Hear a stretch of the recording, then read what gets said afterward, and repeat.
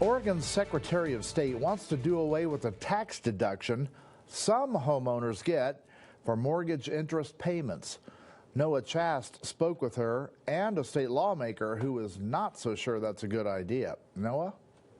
Lee, the Secretary of State says an audit found the deductible serves no legal purpose. It's believed to increase access to homeownership, but the state found most of the money goes to wealthy homeowners and does not help those in need of housing.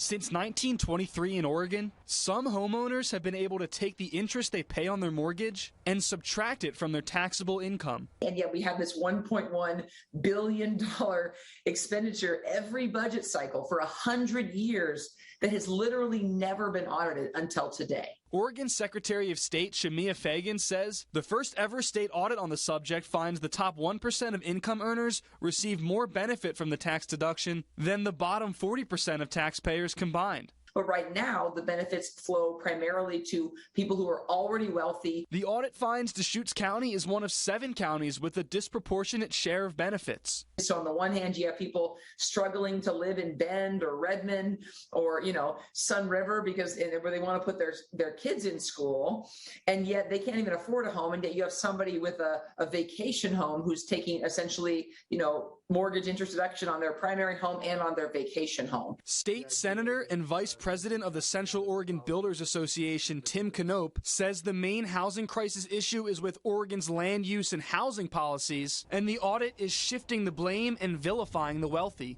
I would suggest that middle-class Oregonians who are struggling to make ends meet and who own homes think that the mortgage interest deduction is a critical element. The audit states Black, Native American, and Latin Oregonians receive disproportionately fewer benefits than white Oregonians. The Oregon Realtors Association says it supports policies to end racial disparities in homeownership, but has serious concerns that the state is drawing conclusions that it does not have the data to support. The deduction is believed to help increase homeownership, but Fagan says taxpayer money can be better spent on down payment assistance, senior property taxes, credit reports, and overall assistance for renters or first-time buyers. If the state wants to choose to spend money to help already wealthy people in urban areas have vacation homes, then they should say that's the policy of this deduction and we're going for it, right? But right now it has absolutely no purpose in law. Fagan says it's up to state lawmakers to change the law, but her office is ready if they do. We will audit it to make sure that whatever policy they come up with,